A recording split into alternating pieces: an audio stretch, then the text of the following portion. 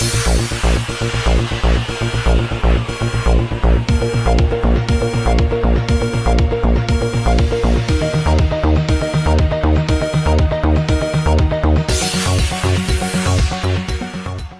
nouvelles opérations de purge ont été lancées dans les rangs des généraux et officiers supérieurs de l'armée algérienne.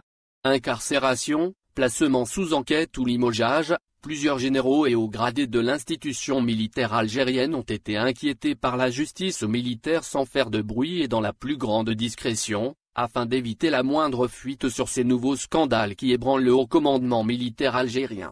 Preuve en est, depuis le 15 février dernier, le général-major Essa El Bekhaled, directeur central de l'intendance au ministère de la Défense nationale, a été incarcéré à la prison militaire de Blida après avoir été inculpé dans un sombre dossier de malversation financière sur lequel la justice militaire ne veut absolument rien communiquer.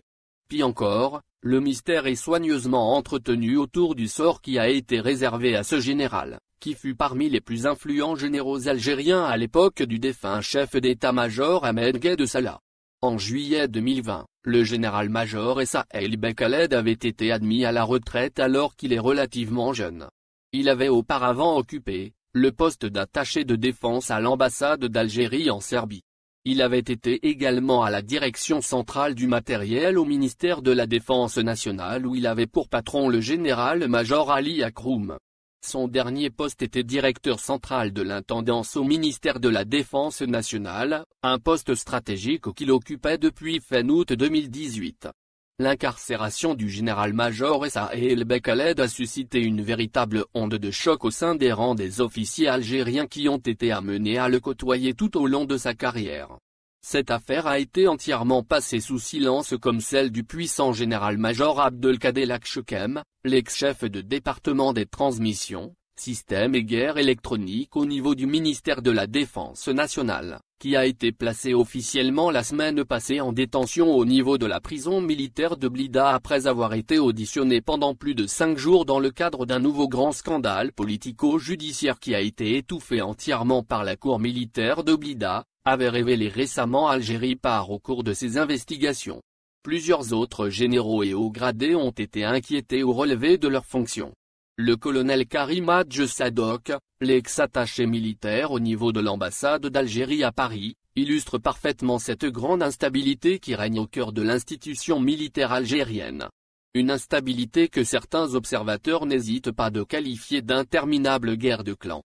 Le colonel Karim Hadj Sadok avait été convoqué en toute urgence, au début du mois de septembre 2020 à Alger par les autorités militaires. Dès son arrivée à l'aéroport international, il fut accueilli par 2 agents de la Direction centrale de la sécurité militaire, DCSA, le renseignement militaire, qui lui ont confisqué son smartphone et ses objets personnels avant de procéder à son arrestation. Pendant pas moins de 3 semaines, il a été interrogé et auditionné dans un centre du renseignement militaire. Il avait uniquement le droit d'appeler 1 fois par jour son épouse.